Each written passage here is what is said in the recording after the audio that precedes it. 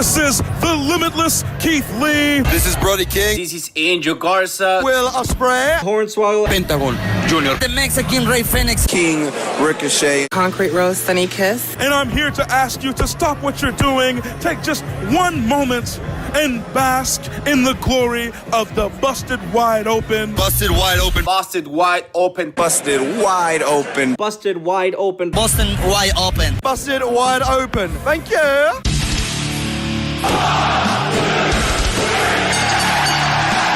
You're listening to the Busted Wide Open podcast, dropping the elbow on the hottest topics in sports entertainment and the world of professional wrestling.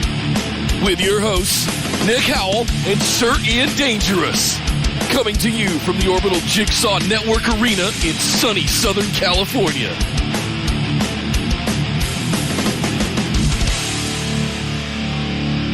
Greetings, patrons, YouTube members, and general phenomenal ones. Welcome to your July 2021 bonus episode. My name is Nick Howell. And I am Sir Ian Dangerous, and yes, it's a bonus episode. That's right. Your money pays for these, so we're here to provide because we want to give you guys the extra content that you deserve, and also these are a lot of fun, too. So thank you guys, of course, as always, for supporting the show. We really appreciate it. We could not be doing this without you, so all thanks and praises due unto the phenomenal ones. We are here to give you a bonus episode today that is very appropriate, given that, Nick, according to my watch, it's summertime. And you know what happens in summertime? SummerSlam. That's right. The second biggest pay-per-view in WWE's schedule. And also typically one of the better shows that they put on. Definitely a lot of great SummerSlams in the annals of WWE history. Hello. And we're here to talk about them. In fact, we're going to do something that's on the surface pretty basic. It's pretty normal. We're going to make our top list of greatest SummerSlam matches. But of course, it wouldn't be busted wide open unless we threw some sort of complication or wrench up into these gears. Sabotage. Now, to be clear, we're not ranking these as professional wrestling journalists that we are. No. We're picking our personal favorites. And that can overlap with like the greatest technical matches, but we're going to pick the 10 best SummerSlam matches. In fact, actually, if we want to have a little fun with this, we will end up with the BWO 5 greatest SummerSlam matches of all time, as determined first by our picks. And of course, it wouldn't be a pick'em show, Nick, without us having some sort of friendly competition here. Why do our bonus episodes always turn into Survivor Series? Why do we always end up going head-to-head in direct competition? Because it's fun, damn it. We're on a show about competition. We might as well have some sort of competition. Keeps things exciting. But yes, that's what we're going to do. We're actually going to we've each individually put together a list of our 10 favorite matches. And then we're going to go from 10 to 1. And we're actually going to, as we usually do, we're going to rely on the die. We're going to roll for initiative for each pick and for that position. Oh, my God. Okay. Oh, yeah. Roll for initiative on each pick because each one's going to matter. Okay. We can poach. We cannot each have the same match on our list here. We're going to have, and ultimately, we're going to end up with 20 great SummerSlam matches. And then those matches are going to face off in head-to-head competition. We're going to get back down to 10. And then those 10 are going to face off in head-to-head competition. We're going to get down to 5. By the end of the show, we will have the 5 greatest SummerSlam matches of all time. I think there's some fault in that logic. So we're going to let a roll of the die determine what we think is our favorite, as a show, our favorite SummerSlam match, ultimately. It'll still be like for each of the positions, so it'll just collapse the whole list down. Okay. Yeah. All right. Yeah. All right. Yeah. Well, I mean, hey, let's put it this way. We're going to pick 20 amazing matches. Totally. That's going to be 20 of the 100 and I think 50, 160 SummerSlam matches that exist. We're narrowing it down to 20. 20 good ones. And then we're going to let the fates decide which 10 of those 20 are actually better. And then of those 10, we're going to let the fates decide again which are the better. Hey, you've been on the show long enough to know, Nick, the die don't lie. That's true. The die it's got real strong instincts as far as what is truth. I mean, So- look, when we did our mock, was it Survivor Series? With Yes. Brian Cage showing out, That was amazing. it was very timely because he imminently turned face Yes. and has since gone on a face run against. Well, they listened to the Team show, Taz. so Taz listened Absolutely. to that and was like, I can't argue with their die. I gotta, on the show, it said it, Yep. Hey, Yeah. So I guess FTW champion, the die. So from your perspective, is the idea here to get our best ones in first so that we don't poach each other's? Is that what you're going to try and do? See, that is going to be the interesting part here. No, we're actually going to go from our least to our most. So things are going to get real hairy towards the end there. Oh, okay. Hey, come on, man. We can't make this easy on ourselves. I know you want the easy way out. There's no easy way out, Nick. This is life. This is real a life. shortcut home. No shortcuts in BWO SummerSlam There's top no 10 easy list. way out. That's right. There's Exactly. no shortcut home. Our phenomenal patrons and YouTube members are paying us to take the hard way out. They're paying us to be hard. I get it. Wait, hold on. You know what I mean? Yes. The bottom line is we're going to have to do this the hard way. So, Nick, let's not waste any more time. You all know the deal, linktree.com/BWO. Spread it around to all your friends. Get everyone on board with us. But here we are. It's the bonus episode. Nick, I have my beautiful 20-sided dice that I've had since I was a nerd Heat in it high up a school. little bit. Get it. Middle warmed school. Yeah, right? Mm-hmm. On the old short get that sleeve nice there. palm sweat. Get Yep. that palm sweat all over it. Make it nice and tacky. Mm-hmm. All right. So, ladies and gentlemen, welcome to our top list of the greatest SummerSlam matches of all time. We will, of course, begin with spot number 10. And, Nick, we're going to roll for initiative to figure out who gets to pick their 10 spot first. 1, 2, and 3. Your boy, good start. I rolled a 3. Crap. 6. Damn. This is harder than like picking number 1. I made it tacky. Well, that's the idea. That's the whole point. You have to plan and pray your plans don't get disrupted by moi. So this is more of like chess pieces on the chessboard, and which one do I want Correct. to move first? That's right. This is 4D chess.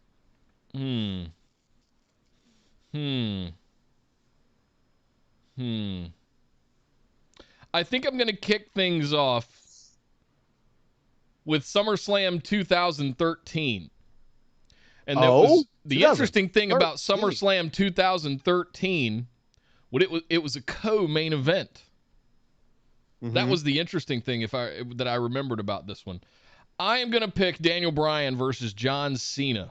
The interesting thing about this match had Triple H as a guest ref. Yes. And most people don't remember how freaking good the match was because that was when Randy Orton cashed in his title after Triple H beat down Daniel Bryan at the end after his whole thing. So the authority angle.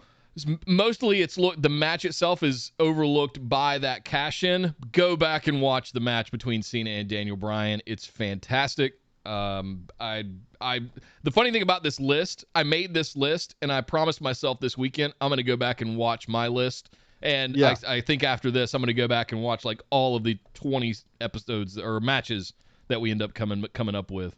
So that's a good call. That was mine. Number 10 for me, Daniel Bryan versus Cena. And that one's not on my list because that ending pissed me off so bad, which of course is the point. But that was the beginning of the Yes movement, you could argue. Like people were behind Daniel Bryan at that point, but like that's when he really got screwed by the authority. And it looked like WWE was going to run with that. Like, yeah, that's just how it is. He's going to be a B+ player.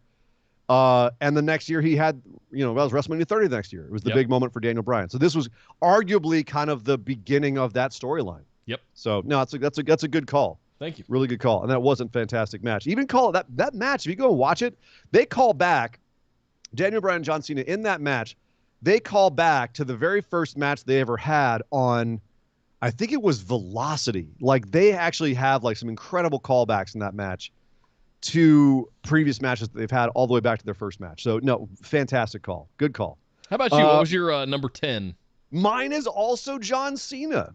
Imagine from that. The following year. Ooh. John Cena versus Brock Lesnar. Now, this is not a great technical match. It's not even a match, really. It's a squash. And yeah, I'm putting a squash in. This was list. This was Suplex City. This was the 16 suplexes. 16, 17 suplexes. Yeah, this was the beginning of Suplex City. Yeah. And the reason that I have such a fond memory of it was at a time when stuff was very stale throughout a lot of WWE. And one of the things that was stale was John Cena. And Cena didn't get beat. And he had just actually come out of a program where he basically just buried Bray Wyatt again. And then all of a sudden this happens. And it was the craziest goddamn thing I've ever seen. There's some other crazy stuff on this list, but this was one of the ones that was just Cena getting just mauled by Brock Lesnar for 10 minutes. Just suplex after suplex, and it was like watching a murder. Yeah. And it took place here in LA. It was at the Staples Center. Oh, no shit. I didn't know that. Yeah. And like I knew people that were at that show who afterwards were like, dude, it was the audience didn't know what to do. Like we were so happy to see Cena get destroyed, but at the same time, it was so crazy. It's hard to watch. Like it was, yeah, because at a certain point you were like, Jesus Christ, he's actually killing him out there. It was wild. It was unpredictable.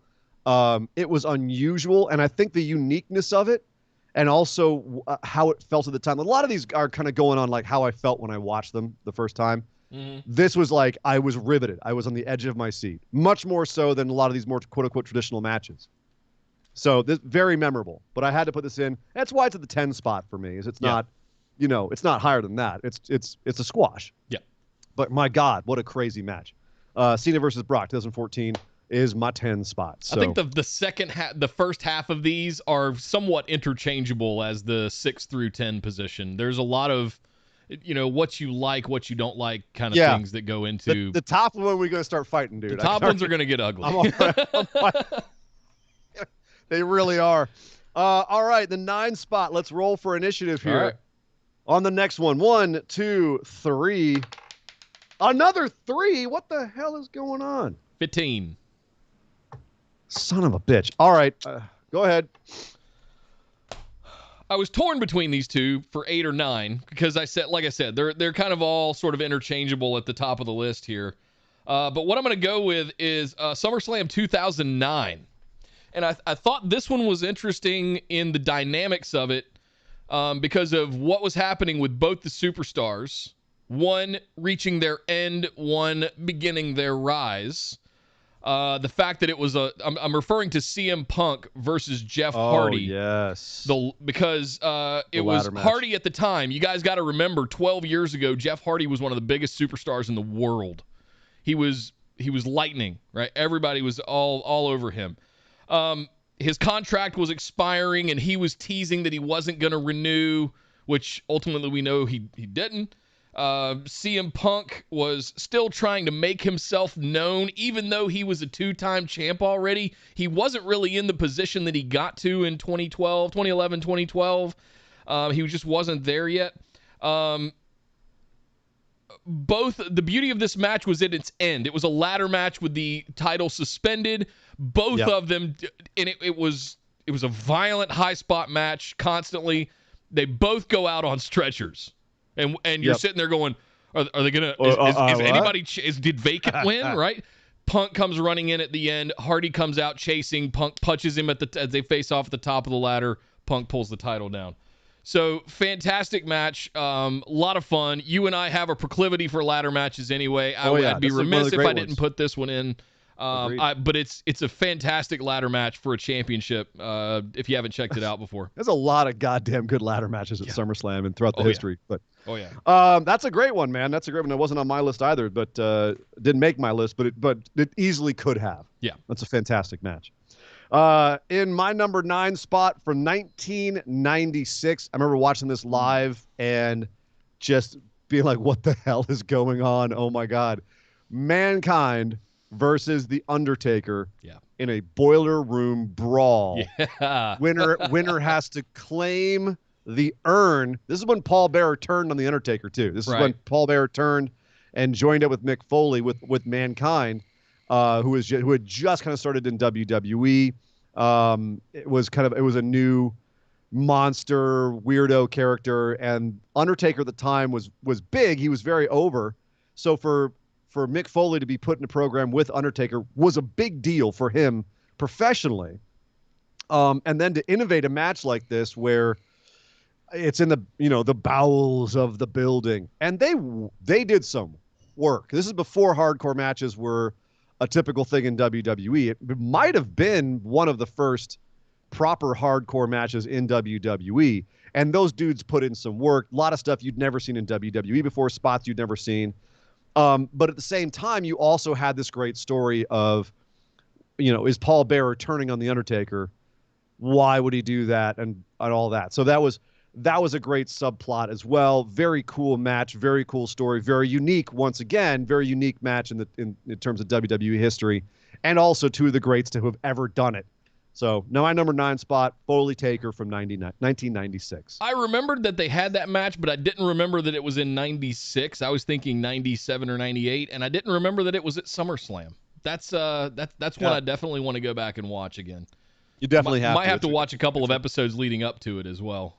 Definitely get the plot going in, because it's also like you watch it now and it definitely feels dated. A lot of the stuff that they're doing in that match, which at the time was innovative, is now like you start your matches with that in hardcore matches. But for WWE at the time, it was definitely very, very like, holy crap, I can't believe what we're watching.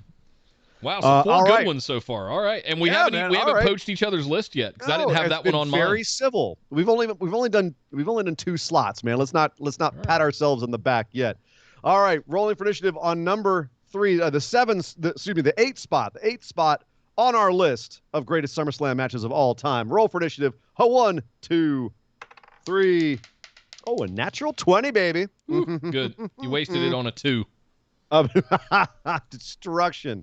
I need to take this one. Well, good, because I wanted to make sure this was on my list. And that's from 2005. I mentioned one of the damnedest things I'd ever seen was John Cena getting murdered by Brock.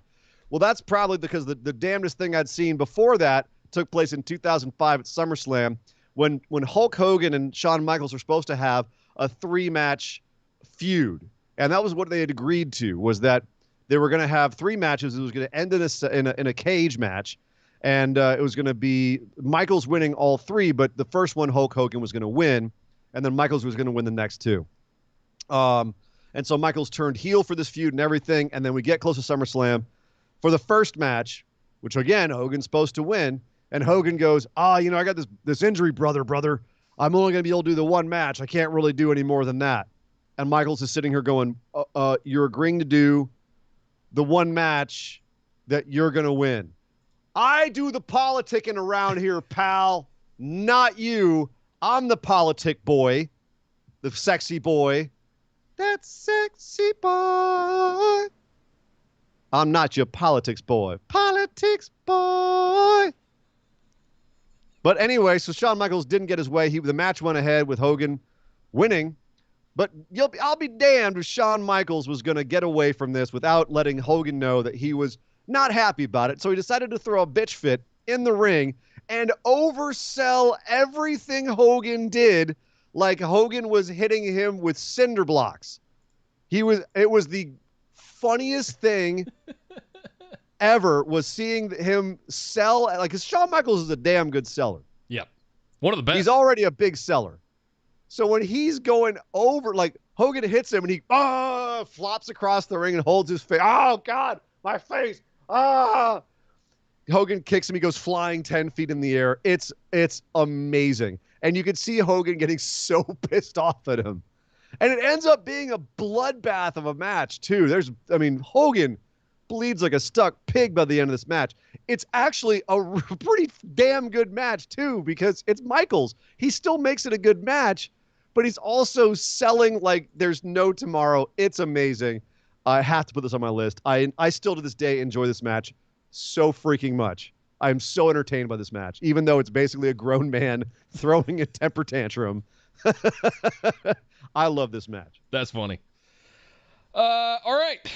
So my number 8, that one was not on my list either. So this might actually work. This is working out so far. Okay, good. My number 8, I'm going to go to 2016. and bring Mr. SummerSlam 2.0 back. All right. And Mr. John Cena in a match with AJ Styles. Oh, yes. AJ versus Cena at 2016. Now, this was the result of AJ turning heel, if we remember. Yep. The big thing about this match was AJ kicked out of a super attitude adjustment off the top turnbuckle. Was it middle rope or was it top rope? I'm not. It was, as far as I know, it was top. I think it was middle rope. But it was just something that really hadn't been done. Avalanche AA. It's an Avalanche AA. Avalanche AA.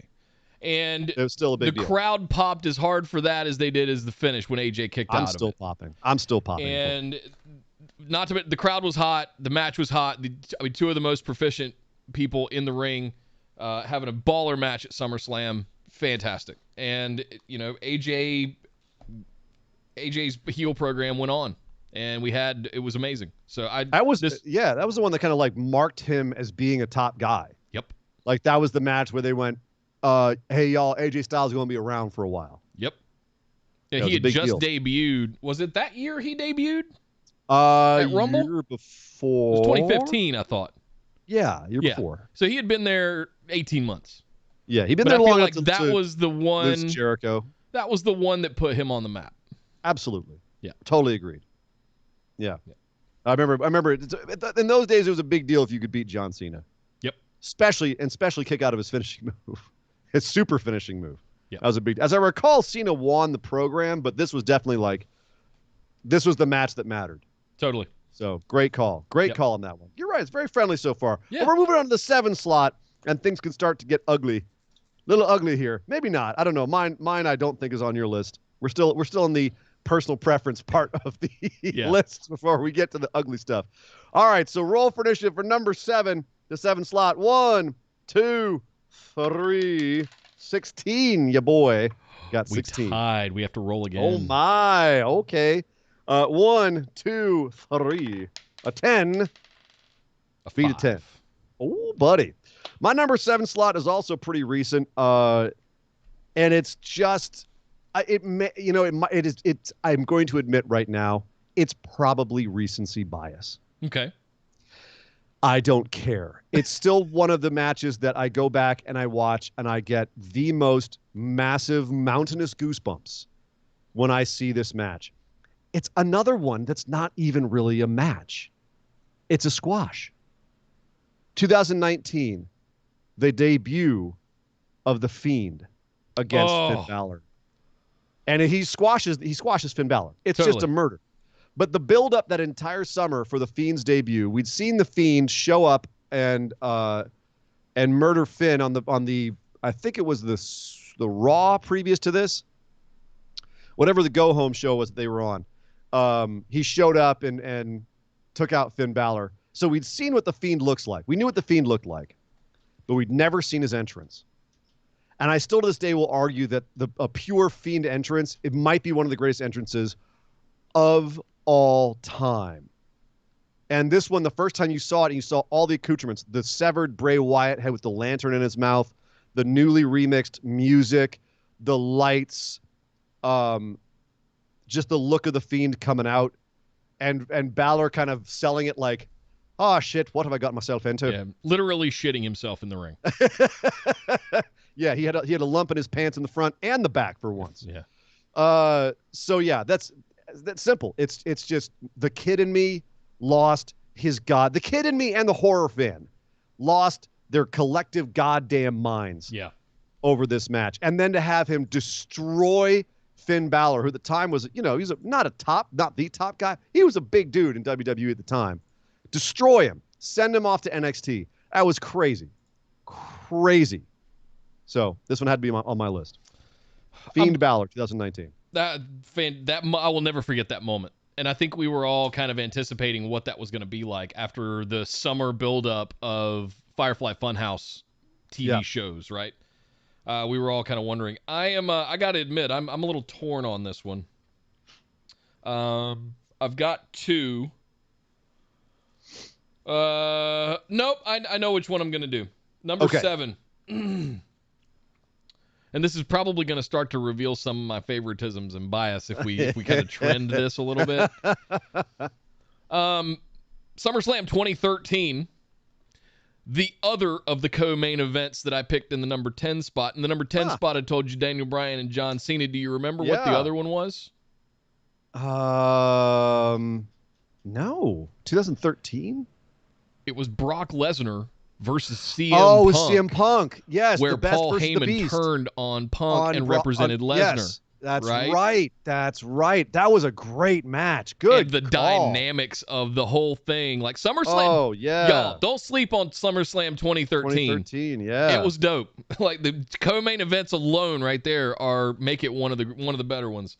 But yes. yeah, that match was a lot of fun, but it was mostly built around the dynamic of Heyman messing with Punk in disbelief, like meanwhile he's getting his ass whipped by Brock Lesnar, doing everything he can to stay away from him and not die. Yeah, right. and also lead up to this, I remember it being amazing. Like the promos between CM Punk and Heyman were, as you could imagine, all-time greats. Yeah. Dude, no, great call this one. And it was only a 10-minute match. Yeah. It's a Brock Lesnar match. That's not what it was about, though. But that's the thing, is like the best of those style of Brock Lesnar matches. Yeah. They're ones that tell amazing stories in a short amount of time. Yep. And yeah, no, great call. That's a great one. No need to defend that. Nope. Thank you. Fantastic. All right, on to the 6th slot. We still haven't encroached on either. This is nice. This is It's a lot more so pleasant hard than I This is gonna be expected. so hard. Yeah. It's gonna start getting ugly. I'm waiting, bracing for it. I'm bracing for it to get ugly any second. I'm waiting to start firing my big guns. Yeah. When I get the roll, right? It's which one of us is taking out the cannon first? Yes. All right, let's roll for number 6. See if it will be on this one, because it might be. I'm taking a big one on this one. Okay. 1, 2, 3. A 13. Come on, 4. Lucky 13. Yeah, buddy. Yeah, buddy. Here we go. That's right, because I'm going back to 2008, and I'm taking one of the few times that Hell in a Cell appeared at SummerSlam. Edge versus The Undertaker. And also, I'm going to argue this as well, because first of all, this was crazy because it was a TLC match and a Hell in a Cell match. If you remember, because Edge was the TLC guy still, and there was tables, ladders, and chairs all involved in this match. Seems par for the course nowadays, though, but back then, sure, not so much. But they were able to get all the implements going. Undertaker choke slams Edge off a ladder straight to hell at the end of the match, the flames coming out of the hole in the mat where Edge went through. The great thing about this was it was PG era. This was, I would argue, the greatest PG era Hell in a Cell ever done. No blood, no like super gnarly spots. They bumped like crazy. Like there was a bunch of nasty spots in this, don't get me wrong, but there wasn't any like gore or the kind of nasty stuff that happened at the Hell in a Cells before this. This was a PG era Hell in a Cell done right. And I argue it's the one that should have set the standard, but just it totally didn't. They couldn't live up to this one. But it's still one of the greatest matches of SummerSlam history. It's one of, I think, the best Hell in a Cell matches, not just PG era, but Hell in a Cell matches ever in terms of the story it told. It was both of these guys. I would argue Undertaker just the other side of his peak, right around, just still right near the top. And Edge was absolutely at the very zenith of his career here. So fantastic match. Edge versus Taker, 2008, Hell in a Cell. That's a good one. What you got? What have I got here? So 1, 2, 3.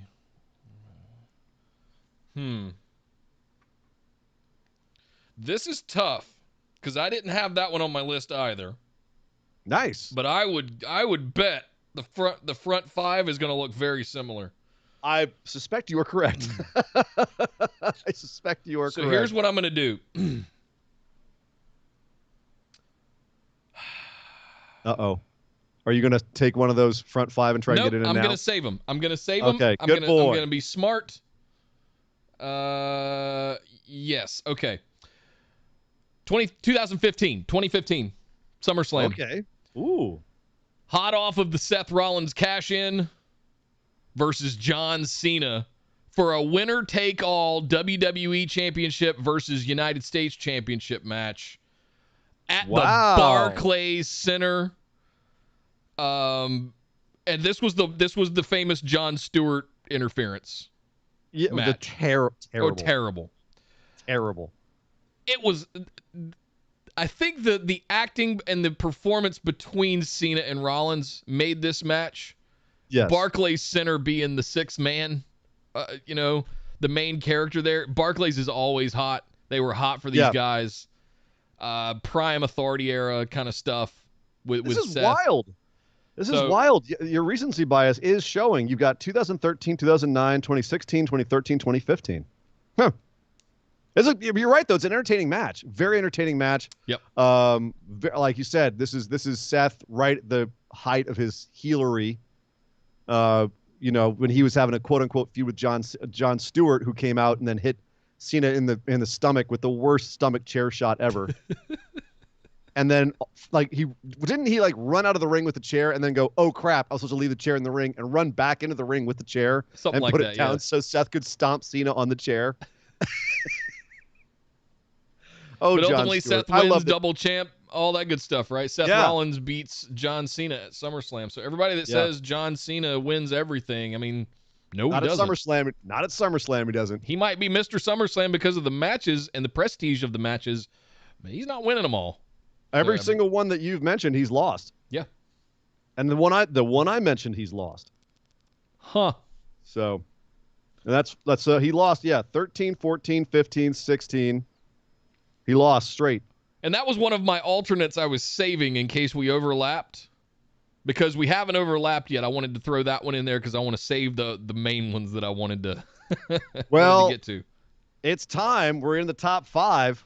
It's going to start getting ugly. Do we need? Hope you're ready. Do we need the? No, we do not need. We never need that, Nick. We never ever need that again. Maybe you can bring it in for number 1.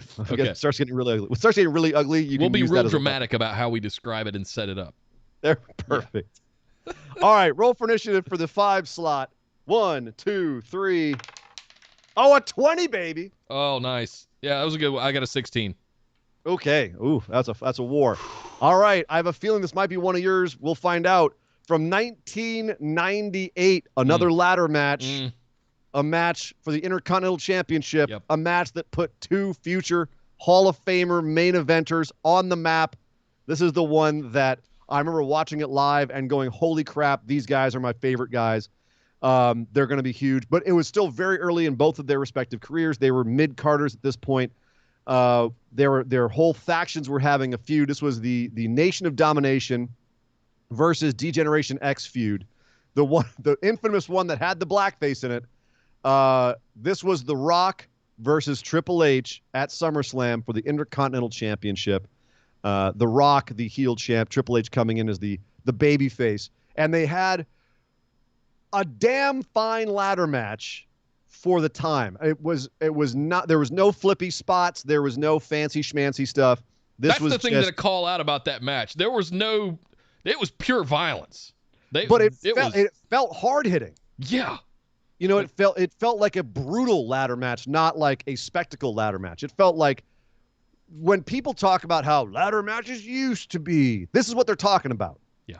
They're talking about, the idea that the ladder is a weapon, that it's dangerous to climb it, it's dangerous to be around it, it's dangerous to be in these kinds of matches because you have to get high up off the ground, which makes you vulnerable. It was a brilliant match that foreshadowed the fact that both of these guys would be the top tier of the company for the next however long. Well, The Rock until he left, and Triple H for the rest of his career. This was the flashpoint in 1998. I remember being so excited by it, watching it, having no idea how big both of these guys would get, especially The Rock. Good God. At the time, we were like, that dude's really good. We weren't like, he's going to be the biggest movie star of all time ever. It's crazy. But, and Triple H will run the company. What? Yeah. So 1998, Rock Triple H ladder match, IC title. What you got in your 5 spot there? It took us getting all the way to position 5 for us to pick one that overlapped. That's pretty cool. That's pretty cool. Nice. That's nice.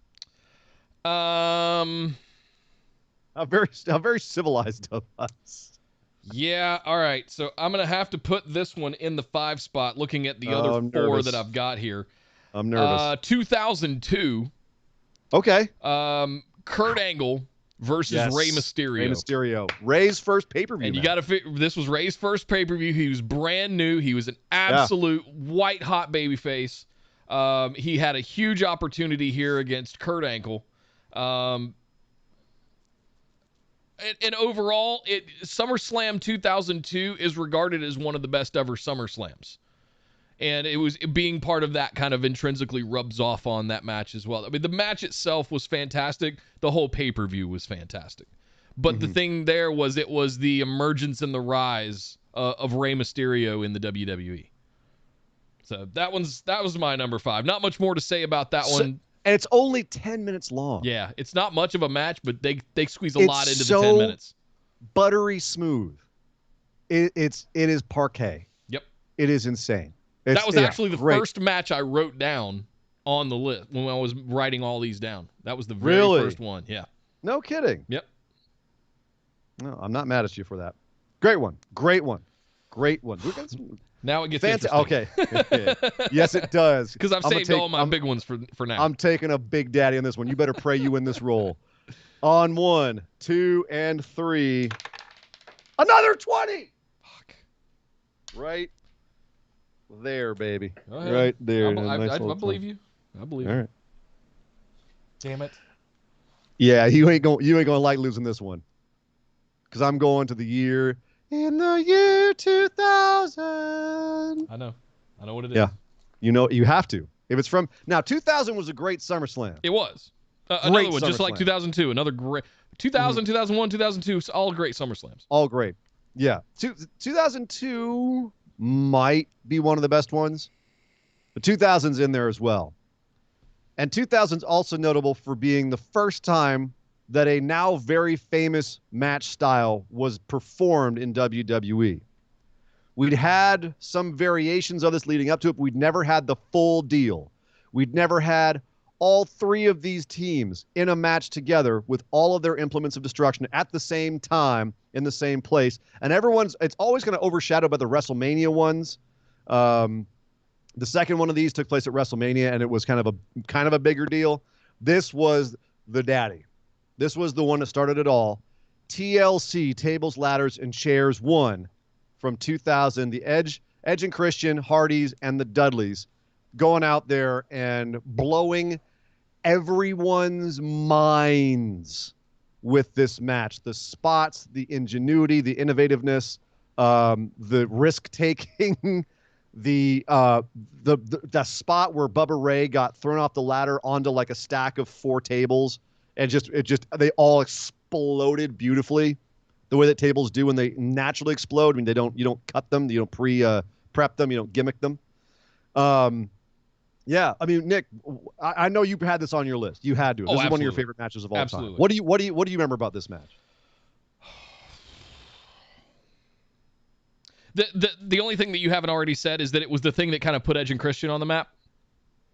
Because they won. It kind of put them all on the map. And Edge and Christian won every single one of them. But I feel like they were established. Like Edge was established as a singles guy. Christian, it was the thing. Them winning the titles kind of put them on the map as a tag team, and it put the stipulation, and it did, like you said, put all of them in this different world now, where everything revolved around tables, ladders, and chairs in anything that they did in all their gimmicks. I'll agree with that. Edge's singles career was pretty abortive at that point, and he was known as a tag guy. By this point, he was pretty much a tag guy. Yeah. And the Hardys 100% were tag guys. The Dudleys came in there as being, one of the hottest tag teams in wrestling out of ECW. So, I mean, and these guys were hungry to make their name. And they basically, I don't know how this worked out. The backstage, they just basically took the leash off and were like, you guys do what you want. And they went out there and did the craziest damn stuff.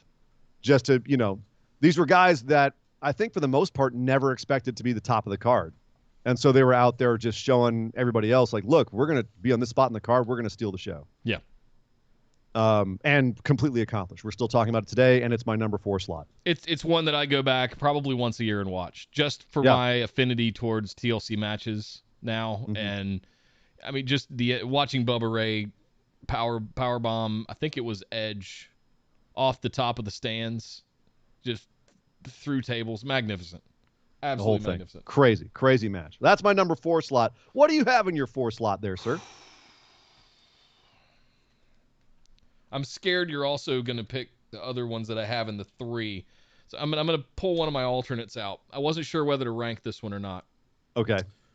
If this were a top 10, like ranked, this one would be on the list. I don't know if it's on my personal list, but I'm going to put it on there because you took that one from me. 1992, SummerSlam 92. Oh, no. Davey Boy Smith. Oh, you son of a bitch. Versus Bret Hart. Oh. In a weird face versus face dynamic. Just another all-time great Why do we have all-time great Intercontinental title matches at SummerSlam? But I don't. This was another one. The other interesting thing about this was it was in the UK. If you remember, SummerSlam 92, Wembley Stadium, massive venue, and you had 2 face characters here, brothers-in-law. In storyline and in real life, remember this match was actually like you had Davey Boy Smith's wife and Bret's sister ringside for this. Diane, I think her name was. And Bret was the champ. He came into this nominally face, but worked this match heel. Was pretty heel in this match, even though he shook his hand at the end of the match. Yeah. So the hometown crowd could cheer for Bulldog, which Jesus Christ, when he won at the end, when he sits down on Bret Hart at the end, it's such a weird finish. By the way, this match is such a weird finish, but I think it's a great finish because it shows that Bulldog out wrestles the better technical wrestler. Yeah, that's the story. Is that Bret has his number the entire match, and then Bulldog goes, "I'm just going to beat you with a simple reversal." Brilliant. The beauty of this being like an early roll-up. Yeah, the beauty of this being when you have a face versus face and they're relatives like this, the crowd doesn't know who to cheer for. They're going to cheer for their favorites. It's a bit of bizarro world. Plus, you're in another country, right? So the fact that they were as workers, they were able to get this crowd hot. If you go back and watch this match, they were hot before they touched. The hum and the noise from Wembley Stadium during this match was insane. So yeah, definitely you got to put Bulldog and Bret Hart 92 for the Intercontinental title on here. You actually took my number 2. Like this was my number 2. Ooh. This was one of my top ones, because it is legendary. A lot of people put this at the top of their lists. A lot of people put this as their number 1. Because it's so good. It's a simple match. You know what's crazy about this match as well? Bulldog forgot everything that they had planned for this match 5 minutes in. You can actually see the moment when they're doing a little rest hold, when he's got him in a headlock, and Bret kind of like leans his head down. And Bulldog's like, "I've forgotten everything, mate. I was smoking crack with Jim Neidhart all night. I'm blown up. I forgot what we were doing." Literally what he says. He was literally smoking crack all summer, smoking crack all night the night before with Jim Neidhart. And he blew up in the middle of the match, was gassed, he was out of breath, and totally forgot all the spots. Bret Hart, this is basically Bret Hart fighting a broomstick, was this match. Wow. I never knew that. Which is even more insane. It makes it even crazier that they were able to get the match that they had out of this. And Davey was a talented dude. Shade aside, he was a very talented dude for his size. He was fired 2 months later, as I recall. Him and Savage both were out of the company within 2 months. And Savage was in the other main event. It was him versus Warrior, going to, I believe, some sort of non-finish. It was like a DQ finish. It was in the co-main event. It was right before this one, and both Savage and Davey Boy Smith got nabbed for HGH, coming back into the States. And so they were fired within 2 months. Damn. But definitely the biggest moment of Davey Boy Smith's career. Hometown audience going absolutely apeshit over his win. Definitely. Monumental match, monumental moment. And then there were 3. You utter bastard. You took the TLC triple threat, so I mean, bastard. Fair enough. All right. All right. I would rank that one 2 or 3 levels higher. I feel like you fired a shot there. Taking that one that early. Maybe, you know what? I might have. All right, so I'm gonna have to. Okay, so I've reorganized things. I think I'm okay. All right, to the number 3 slot. All right. Roll for initiative. Oh boy, I'm gonna hurt you on this one. 1, 2, 3. A 14. 4. Oh. All right. Well, taking back over my number 3 slot to 2002. The return of Shawn Michaels. You son of a bitch. Told you I was going to hurt you on this one. You're just going to pick the best ever match in the 3 spot? This was your number 1? I mean, it's a really good match. This is probably my number 1. Shawn Michaels had he had You know what a huge DX mark I was, and the story built around this was him coming back after 4 years, and trying to reform DX. Triple H turned on him. That was the baseline behind this match and what made it so good. And we thought he would never wrestle again. 4 years before, we were told he'd never wrestle again. I remember living through this era and mourning the loss of Shawn Michaels, like that talented dude. And we lost him to injuries and his own and drugs and his own mental failings. And it was a tragic story. And so then to have this match kind of rewrite that story. And do you remember how going into this match, we were all like, God, does he still have it? Is he still Shawn Michaels? Can he still go? Can he still work a match? And then, of course, 30 minutes later after this match, we were like, oh, shit, he totally can. In jeans. Yeah. In jeans. Because it's a street fight, Nick. What else did I write down for this? Shawn wanted to reform DX. Triple H betrayed him. To me, easily the all-time great because of all of the things going on. You had a killer match between the two of them, 30-minute match. The history of DX behind him, storyline of him coming back and going away for 4 years and coming back, and best friends turned bitter enemies. All of that with two of maybe the greatest workers in WWE having a match. Come on, that's the kind of stuff we need in WWE today that we're lacking. That's what makes this, I think, maybe arguably one of the best, if not the best. SummerSlam the story was match. there to support the work. Yeah. The work was absolutely there. We were wondering at the time if it was there. In hindsight, of course, we're like, oh, God, it's Shawn Michaels and Triple H. Mr. SummerSlam. Come on. But at the time, we didn't know. But the story was there to support it, like you said. Just fantastic all around. And it was a badass hardcore match, too. Oh, it was beautiful. All right, what's your number 3 then? Son of a bitch. That was the one I was going to pick as number 1. That was my number 1. My top 2 are still out there dangling like fruits in the wind.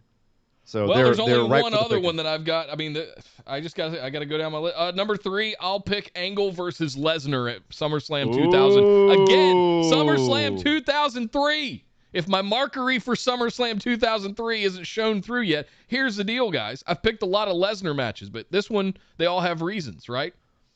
This was Kurt Angle versus Brock Lesnar, arguably two of the best Olympic amateur wrestlers of all time, in a wrestling match in WWE. We all understand that that's where things were 20 years ago. Was this 02 or 3? I'm pretty sure it was 03. This was 03. Yeah, you're right. Ray Another was 02, one. So yeah, go watch SummerSlam 2003, guys. It's that good. Also, this was in storyline because Lesnar beat Angle at Mania a few months prior that year. Right. So you had this kind of back and forth. The other part of this was that somehow they pulled this amazing SummerSlam out of nothing, because there was nothing going on in 2003. 2003 sucked as a year of wrestling in WWE, right? But they didn't know what they were doing. Somehow SummerSlam was freaking amazing with all of these crazy matches that they just manifested out of thin air. Let's have the two best amateur wrestlers in the world just go at each other. One won 2 gold medals with a broken freaking neck, and one of them is a goddamn monster. Let them tear each other apart. You could say he's a beast. Hey, But no, this is when Brock was truly just like, oh God, unstoppable, terrifying. Just before he was well known in UFC and all of that stuff, before he had really made a mark in WWE that much, he was ginormous too. Yeah, wasn't it? It was 2002 that he beat Rock for the championship at SummerSlam, wasn't it? Yeah. And it was 4 with the Goldberg match, I believe. Oh, God. The less said about that, the better. But yeah, no, Angle Lesnar, that's a great one to pull out for the 3 spot. Not mad at you. But all right, we got to go to the number 2. It's getting tight, Nick. Now the dice roll means something. Please don't pick my match. Please, come on, dice, work with me. The dice roll. All right, 1, 2, 3. Come on, baby. 18. I got a 4. Oh, I got a 4. You screwed, boy. You screwed. I'm going. It's time to start doing some more with Mr. SummerSlam, the true Mr. SummerSlam. Okay. Going back to 1992 and a match that I actually watched as a kid. And it's funny because as a kid, I always, and this was a kid, I was 15 at the time. And so Bret Hart wearing pink didn't quite work for me. Right. You know, I was an edgy teenager.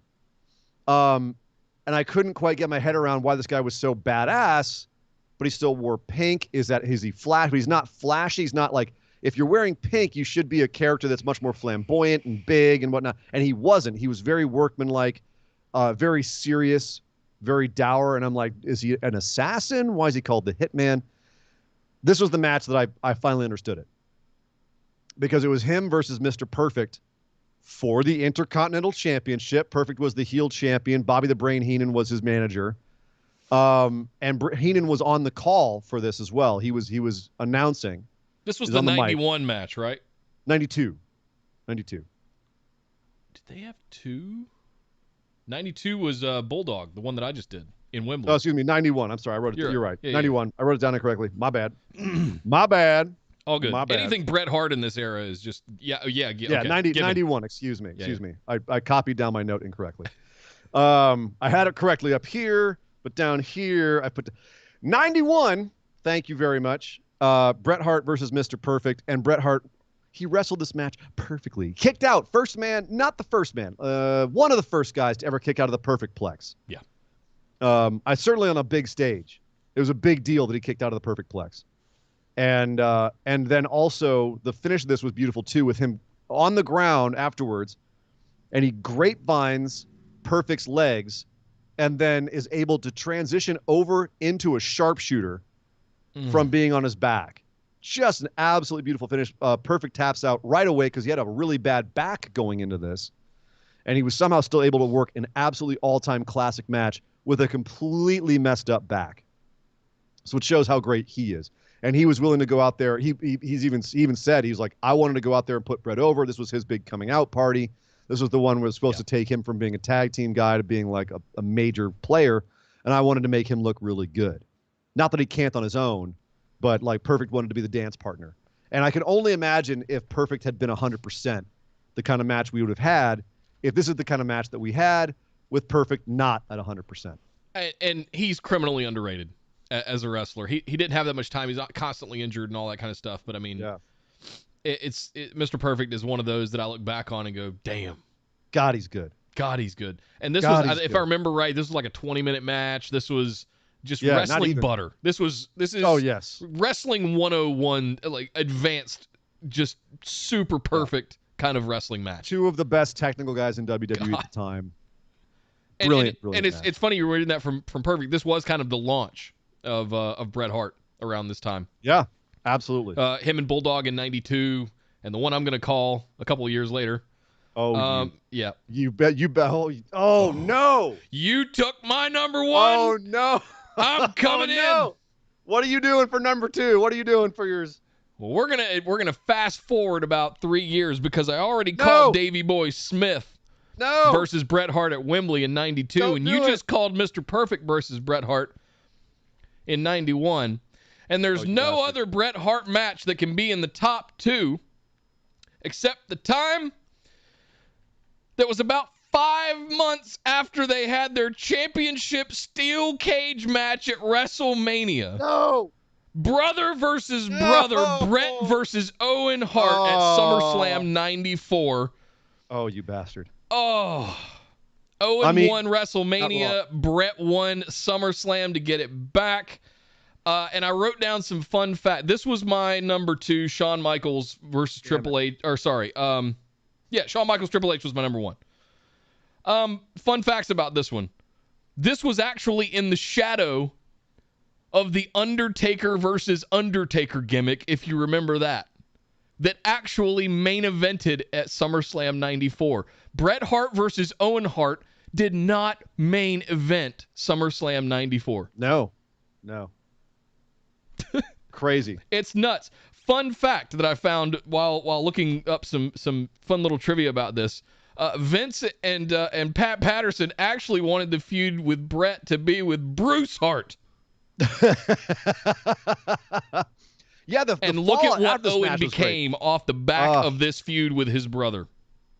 This match is also one of the best cage matches ever in the history of WWE. And I'm not even a big fan of cage matches. This is one where you can only win by escape. Yeah. Which I typically hate that aspect of it when you have to escape. When it's the only thing you can do, though, you have my attention. And especially you got two guys like this making you just bite your nails every time one of them goes for the top of the cage or for the door. By the way, how crispy was that superplex that he laid on Owen at the when he's trying to get out at the one point? Oh, my soul. What a great match. You utter bastard taking my number 1. Well, that's, So now we're both of our number 1s are going to be really weird. My number 1 is going to be really lame in comparison to the last 3 or 4. Because it's going to be one of my alternates that I'm just throwing in there. Because all the good ones have been checked. All the top ones have been checked off at this point. I don't know. I'm looking at my alternate list here. I got a couple that I don't know about number 1, but they're damn good matches. They're pretty damn good. So let's do this, Nick. Let's look over the ones that we have so far, and then we'll go to our number 1 slot. So Nick, your number 10 was Daniel Bryan versus John Cena, 2013. Your number 9, CM Punk versus Jeff Hardy, ladder match, 2009. Number 8, Cena versus AJ Styles, the coming out party of AJ Styles, 2016. Number 7, CM Punk versus Brock Lesnar, the best versus the beast, 2013. Number 6, Seth Rollins needing Jon Stewart's help to beat John Cena, 2015. Number 5 was Rey Mysterio showing that he is all that against Kurt Angle in 2002. Number 4 was Bret Hart versus the British Bulldog in Britain, in Wembley in 92. Can't believe it's all the way up at 4. Your number 3 was Kurt Angle versus Brock Lesnar in just beautiful match, 2003. Number 2, Bret and Owen in a cage from 1994. You utter rat bastard. My top 10 so far. Number 10, John Cena versus Brock Lesnar from 2014. The squash that heard around the world. Number 9, the Boiler Room Brawl between Mick Foley and Undertaker from 1996. Number 8, Shawn Michaels bouncing his happy, beloved ass all over the ring for Hulk Hogan. He's a sexy boy, ladies and gentlemen. 2005. Number 7 was The Fiend debuting and squashing Finn Balor in 2019. Number 6, Edge versus The Undertaker, Hell in a Cell from 2008. Number 5, The Rock versus Triple H ladder match, Intercontinental title, 1998. Number 4, TLC number 1 from 2000. Sorry, buddy. Number 3, Triple H and Shawn Michaels unsanctioned match from 2002. There's no way that belongs at number 3. Well, hey, Bret Bulldog at 4. Get out of here. And then number 2, I've got Bret Mr. Perfect from 1991, just to be certain, 1991. So the number 1 slot, Nick. That's going to pale in comparison to the 3 or 4 that we just rattled off. Clear, yeah. The number 1 on both of our lists, because this was a war of attrition, deserves to be higher. But hey, that's how this works. So 1, 2, 3 for initiative. 1, 2, 3, go. Oh shit, a 7. I got to roll again. Sorry, 1 sec. I have a 7. I'm in danger. I'm vulnerable. Son of a bitch. 2. Oh, no. This doesn't matter anyway.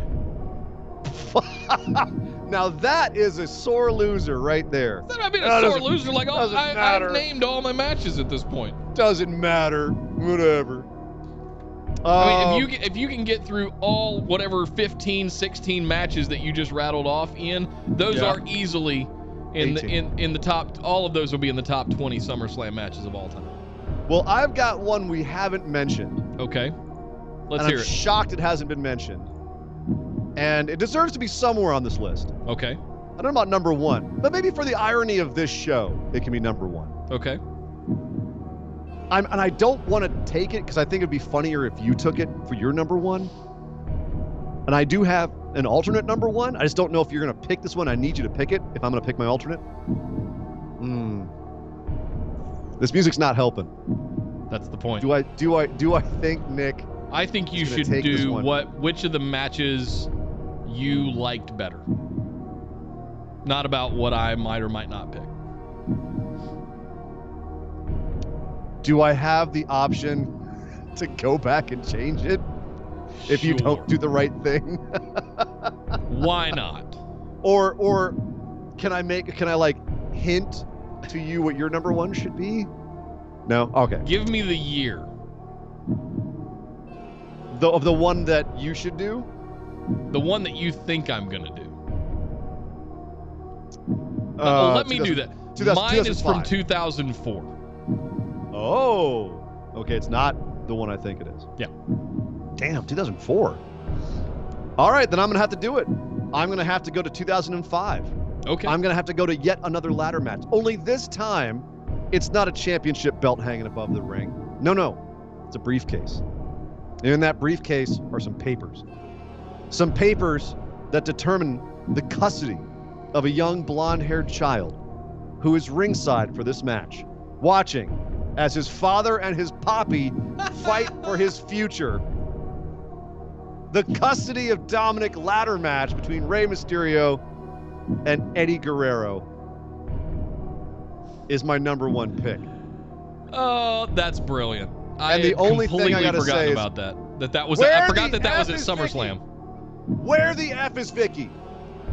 Because remember, the ending was botched. Vicky missed her cue, and so Eddie was trying to sell. She was supposed to stop him from climbing the ladder. He's out there selling while Rey's trying to climb slow, and he's sitting there covering his mouth going, "Where the fuck is Vicky?" He's so mad. Dominic gets involved. What a shit show. What an absolute I think he even had the Michael Cole frosted tips thing going on. Dominic did? Yeah, he was just completely blonde at this point. Yeah, I don't remember. What a shit show of a feud. What a shit show of a match. Also, one of the most legendary matches of all time, and for our show especially, a very, very special, very special feud. My number one, custody of Dominic ladder match between Eddie Guerrero and Rey Mysterio. And to be clear, for those that are just tuning in, that's not our number one SummerSlam ever match. It's mine. I'm sticking by it. I'm sticking by it. All right, I am not doing that for this one. This feels like a fill in the blank right. with a good enough match to take the spot. Stop it. Stop grousing. What's your real number one here? Kurt the one Angle you will be judged versus for. Eddie Guerrero. SummerSlam 2004. That's a damn good one, man. That's if you remember back, this was the time of JBL. JBL had won the title off of Guerrero a few months prior. Angle wasn't really wrestling. He had a bunch of injuries, which led to him actually running the show. And the idea was that Angle was so hurt that he had to be pushed around in a wheelchair by Luther Reigns. You remember all that dynamic and everything? Luther Reigns. Reigns, right? So Guerrero won their match at WrestleMania, so this was the rematch after Angle had cost Eddie the title during the match against JBL. So this was on the list. I opted not to pick it. It was meant to be in the 7 to 10 range. This match definitely needs to be on the list though. So Kurt Angle versus Eddie Guerrero 2004. Yeah, I mean honestly, number one slot does seem a bit odd, but it's a really freaking good match. Yeah, it is. It deserves to be on the list. A lot of story around it. It involved Kurt Angle, who was one of the biggest stars at the time. So yeah. Well, all right, sir. There it is. There's our lists, which means it's time. We got to break these lists down. You were ready with the cue. I was. We got to break this down. We're going to have our matches compete in head-to-head competition, and we're going to break this down to determine our top 5.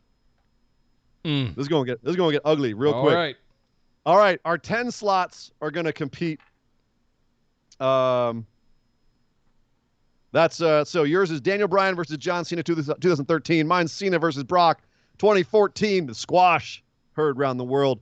Let's roll for it on 3. 1, 2, 3. A 20 for Cena and Brock. 13. Oh, well, it got the year right. Cena Brock 2014 is taking that 10 slot. Time for the 9 slot. Nick, that's going to be me, Mick Foley, and Undertaker 96 in a Boiler Room Brawl, and you're taking CM Punk and Jeff Hardy from 2009. Roll for which of these matches goes on into history in 3, 2, 1, go. 13. 17. Oh, my goodness. The Boiler Room Brawl is out. Yep. It's the best in the world. You kidding? I guess so. He's not messing around here. Yeah. All right, let me write that down. From 2009. Number 8 slot, we've got Cena versus AJ Styles from 2016 competing with Michaels versus Hogan from 2005. Are you ready, sir? I'm ready. 3, 2, 1. Let's see who wins. 16. 17. Oh, damn. No. Boom. Oh, no. My beautiful match, but my beautiful overselling match. Where did you go? Oh, that sucks. All right, for the number 7 slot, we've got CM Punk and Brock Lesnar, the Best versus the Beast from 2013, versus The Fiend debuting and squashing Finn Balor 2019. 3, 2, 1, and go. 15. 1. Oh, damn. Ouch. Squashed by The Fiend. Appropriate, though. How very appropriate that The Fiend versus Balor should absolutely squash CM Punk versus Brock. All right, soon in it. Number 6 slot, we've got Edge and Undertaker from 2008, Hell in a Cell, versus Seth Rollins and John Cena in 2015. Now, come on. The Jon Stewart run-in is not going to beat Hell in a Cell. No. Come on, Nick. Come on. You can't let that happen. I don't know. Jon Stewart's over there vigorously eating popcorn in his GIF, right? 3, 2, 1, go.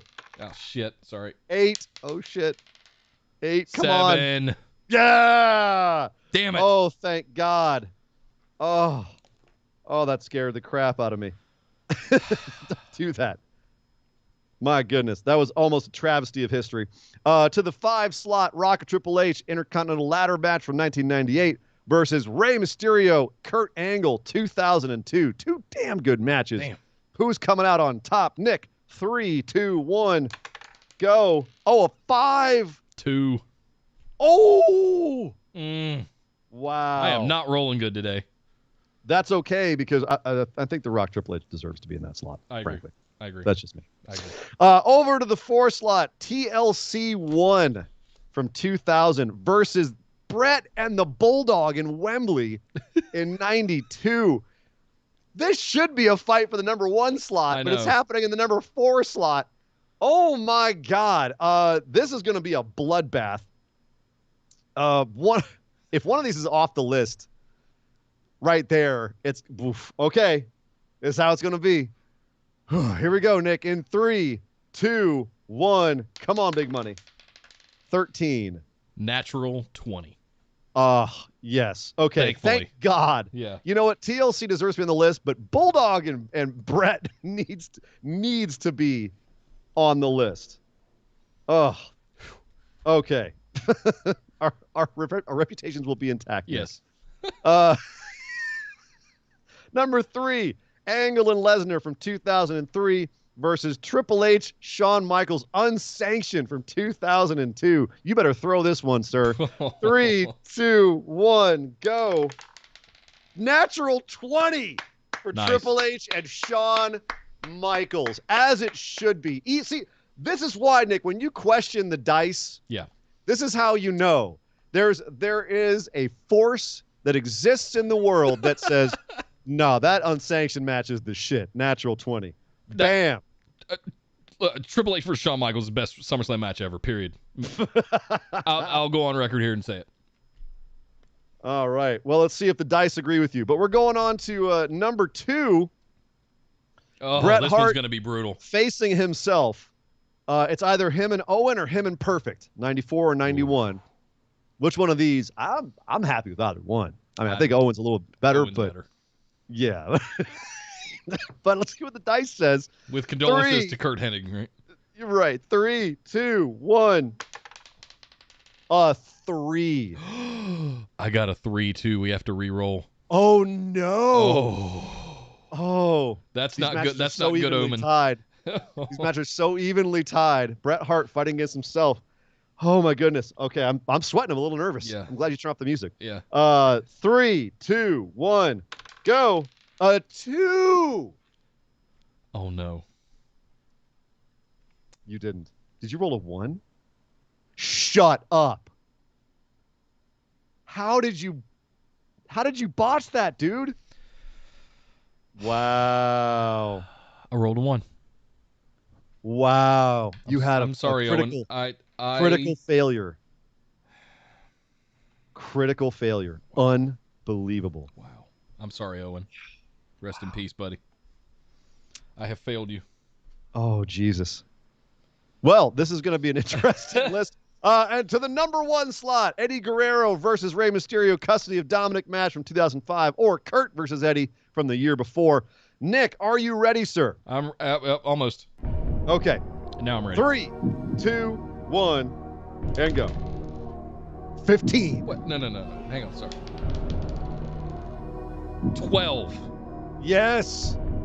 Yes. As it should be. Eddie Ray, custody of Dominic, is your number 1. But will it stay there, or will it be supplanted by Bret and Perfect? We're getting down to the final round, Nick. We're getting this down to, we're paring this down to 5. Oh boy. All right, starts off Cena and Brock squash versus CM Punk versus Jeff Hardy. Are you ready? You'll take the odds. Oh, you want to? Yeah, Punk you'll take and the Hardy? odds. I'll take the evens. You'll take Punk and Hardy. You take the odds. I'll take the evens. Okay. So Cena and Brock versus CM Punk, Jeff Hardy in 3, 2, 1. A 5 for 13. Cena. Oh my goodness. All right, Punk and Hardy is your number 5. Your number 4, Cena and Styles from 2016 versus The Fiend squashing Finn Balor from 2019. Oof. My goodness. I know which one I'm rooting for, but we'll see what happens. Okay. I've got AJ 3. Cena. You've got The Fiend. No, because I'm evens your odds. Okay. So I'm 8, you're 7. So you're Okay. Fiend and Balor. Okay. 3, 2, 1, and go. Oh, shit. Keeps jumping off the. Let me teach you how to roll. I need more desk space. That's what I need. 7. Well, that beats me. I had a 4. Oh. So Fiend squashing Finn Balor dances on into our 4th spot. God. Okay. All right. Here goes our reputations as a wrestling show. Number 3 slot is going to be The Edge and The Undertaker in 2008 versus The Rock and Triple H in 1998. That's a pretty good fight right there. Yeah. It's a pretty good matchup. In 3, 2, 1, Nick. An 18. A 1 again. Wow. Rock and Triple H. What is going on, Di? Hard. Come on, Di. Come on, guy. I'm not mad at it. And then down to R2, our number 2, Bret and Bulldog versus Shawn and Triple H. It's going to have to get ugly at some point, ladies and gentlemen. This is I've got Bret Bulldog, you got Shawn Triple H, the way it should be, dude. Fight for your boys, Nick. Fight for your boys. Fight for them now. In 3, 2, 1. 19. You better come with the 20. Oh, good God. Davey Boy Smith. I'm calling shenanigans on my die. I've never rolled this bad.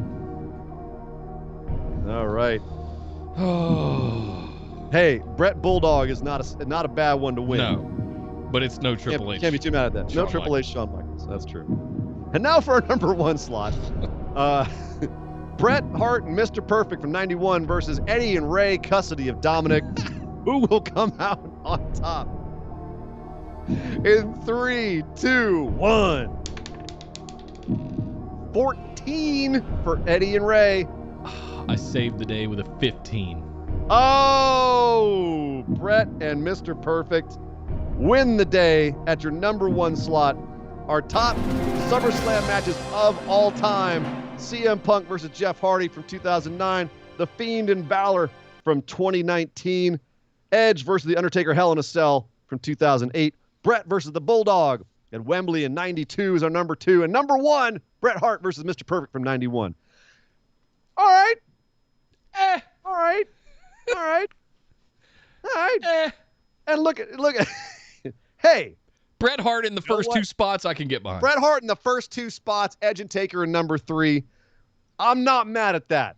The die don't lie. Ladies and gentlemen, that has been your top SummerSlam matches of all time. I hope this has given you some hunger or some thirst to go watch some SummerSlam matches to get ready for the big day coming up. Because if you listen to this show, you're a patron. If you're a patron, that means you can play in the patron pick'ems. If you play in the patron pick'ems, that means you're playing for prizes. It's a lot of P's, a lot of alliteration. That's right. Coming up at SummerSlam, it's going to be back on the line, the Grand Championship of Busted Wide Open. You, too, could become a Grand Champion or a Booby Champ. People are fighting for that now these days. And why is that? Because we're having a takeover event the night after. Interesting twist for SummerSlam this year. SummerSlam is actually slated to be on the Saturday and NXT TakeOver 36 on the Sunday. I guess they got tired of putting takeovers on Saturday nights and overshadowing the main roster pay-per-views. It's actually to do with scheduling going on at the same time in Vegas. I make up my own narrative. Oh, okay. All right. Fine. Okay. Sorry. But yes, we're bringing back the Grand Championships. Get ready, Dubstep Rob. We've got another 2-eventer. You guys will be making 2 sets of picks in the pick'ems for both TakeOver 36 and SummerSlam. All hail the Dubstep one. He is your current champion. Yep. We need to praise him more, man. He is our big pick'ems champion from WrestleMania. That was no joke. That was a war. 2 nights of NXT and 2 nights of WrestleMania also. Keep that in mind. It was insane this year. Yeah. So. Oh, anyway, guys, I hope you enjoyed SummerSlam. that. Thank you very much for tuning in and joining us for this. If you're listening later or watching later, this will be available to anyone at the $10 membership on YouTube and any $10 patrons as well over at patreon.com/BWO. If you're on YouTube checking it out and want to see it, you can jump down and hit that join button. Just sign up for the $9.99 tier, and you'll be able to see the VOD in our library. If you're over on Patreon, I'll be posting a link to that later for you guys. But thank you very much for joining us, guys. We'll see you guys tomorrow night breaking down. Guys, if you haven't watched AEW Dynamite yet, go watch AEW Dynamite. Holy smokes, that show was amazing last night. Charlotte freaking showing up representing. And also, NXT. Justin Roberts really drove that one home last night. Yeah, he did. But also, NXT this week, Anna wasn't kidding. Anna was not joking. Yup. That was a hell of a show. I appreciate her not dropping spoilers either. Thank you, Anna. I will not drop a spoiler now. All I'll say right now is your boy very excited for TakeOver. Yup. Your boy is very excited for TakeOver. Yep. Oh my God. Yes. So we'll be breaking all that down. Plus SmackDown tomorrow night, immediately following SmackDown. Right over there on our Twitch channels, YouTube, and Facebook, as always. So thank you guys. Hope you join us over there if you haven't already by the time you heard this. Indeed. Thank you very much for joining us, those of you in the live chats on YouTube and Twitch here. But the VODs will be up very soon, guys. But until then, my name is Nick Howell. You can find me on Twitter at DataCenterDude. And I am Sir Ian Dangerous. You can find me on Twitter at Sir Ian Dangerous. But by God! Would somebody stop the gas track? This show is part of the Orbital Jigsaw Network. For more episodes, subscribe to us on iTunes, Google Play, or Stitcher Radio. For details and show notes from each episode, check us out, orbitaljigsaw.com.